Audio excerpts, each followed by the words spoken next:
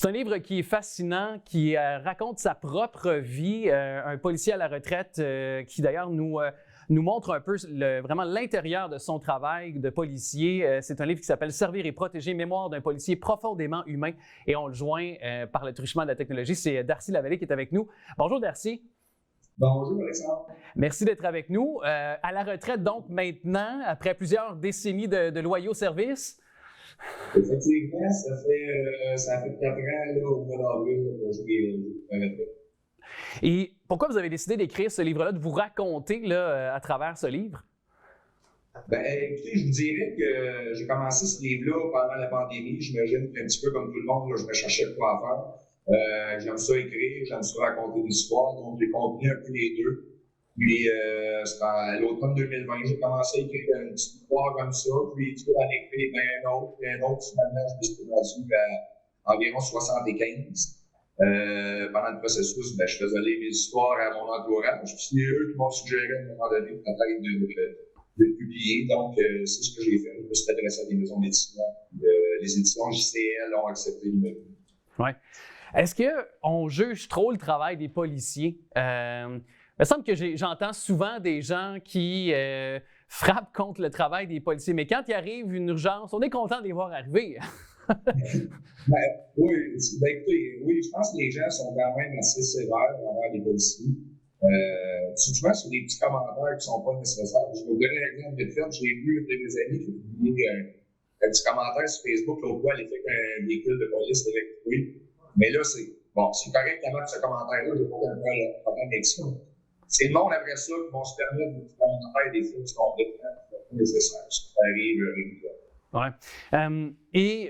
Dans le livre, on comprend qu'un travail pour un policier, ça peut être, disons, ça peut impacter finalement sur toutes les sphères de notre vie. Vous avez plusieurs témoignages de drames qui sont arrivés, mais également des anecdotes, disons, un peu heureuses. Il n'y a pas cette anecdote entre un client et une escorte ou... Oui, effectivement. Ça, c'est une des anecdotes cocasses qui est dans le livre, en fait. Je ne voulais pas justement qu'il y ait juste des drames. Je voulais qu'il y ait un petit peu de goût, d'histoire drôle, d'histoire inusitée. Celle-là, oui, effectivement, c'est un client qui n'est pas satisfait des services de... Non, un petit peu le pas d'histoire, mais c'est ça. Il n'est pas satisfait des services de son escorte. Puis, il n'a pas trouvé rien de mieux à faire que d'appeler le policier. Ça, c'est assez particulier. Parce que ça, je la raconte. C'est une histoire que je raconte dans le livre. Oh oui, et c'est assez croustillant. Juste pour ça, procurez-vous ce livre-là. Mais évidemment, je ne peux pas passer à côté de la fin du livre. En tout cas, une des histoires aussi qui nous interpelle parce que vous-même, justement, vers la fin de votre carrière, si je ne m'abuse, si ma mémoire est fidèle, mais vous avez pris des antidépresseurs. Donc, c'est dur, ça use à travers le temps être un policier. Veut pas, on dit souvent que nos policiers ont une couenne dure, la carapace dure, mais veut pas, vous n'êtes pas insensible à ce que vous vivez, ce que vous voyez aussi, là.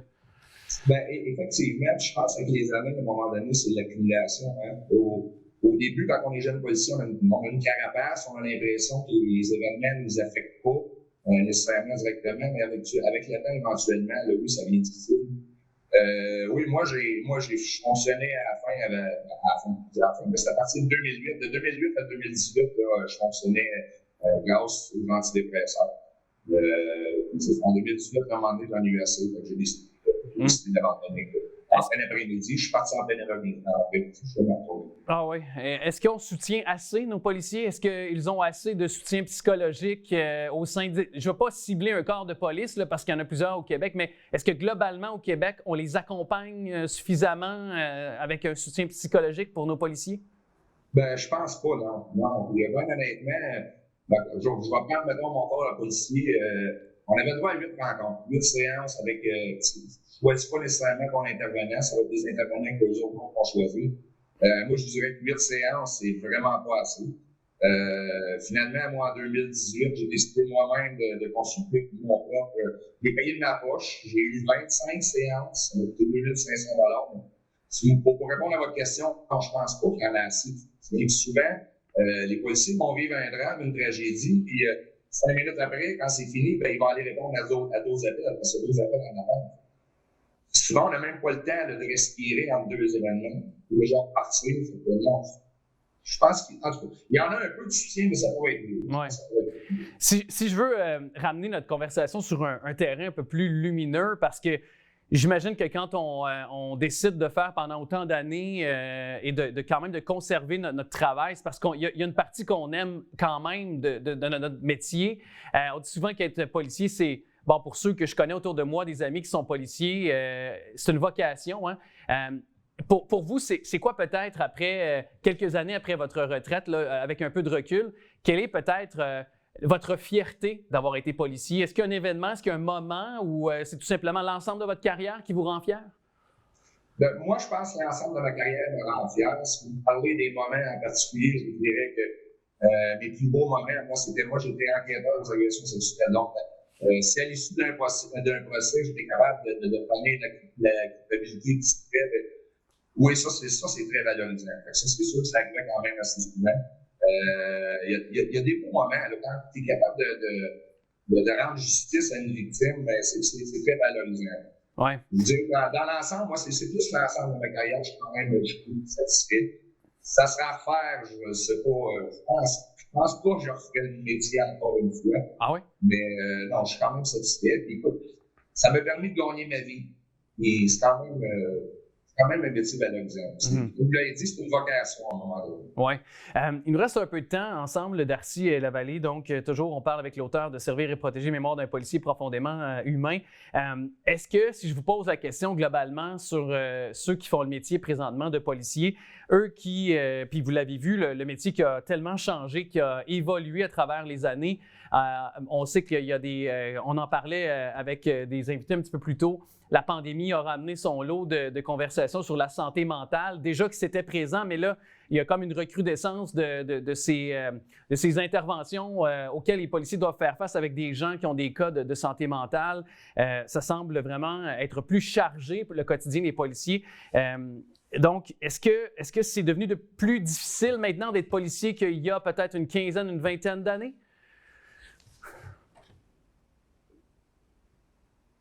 Cette question-là, parce que c'est différent. On s'en coupe un peu. Effectivement, les années ont changé, la criminalité a changé, la clientèle, je peux dire, a changé aussi. C'est sûr qu'aujourd'hui, il semble y avoir plus de maladies mentales.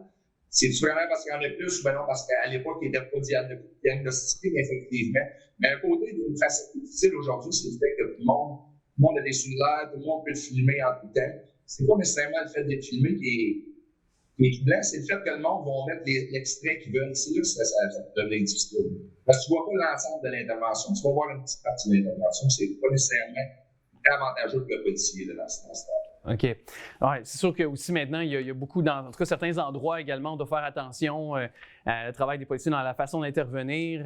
On a parlé beaucoup du travail des policiers en lien avec le profilage racial. Il y a eu beaucoup de choses qui ont été mentionnées sur le travail, mais je pense que, et je ne veux pas nécessairement, parce qu'on n'a pas le temps d'entrer dans toutes ces sphères-là ou ces directions-là auxquelles j'aimerais aller, mais globalement, je pense qu'il faut toujours contextualiser chaque intervention et peut-être aussi dire que l'ensemble des policiers, la majeure partie des policiers, la majorité font bien leur travail. Je pense que c'est ce qu'on doit retenir. Là.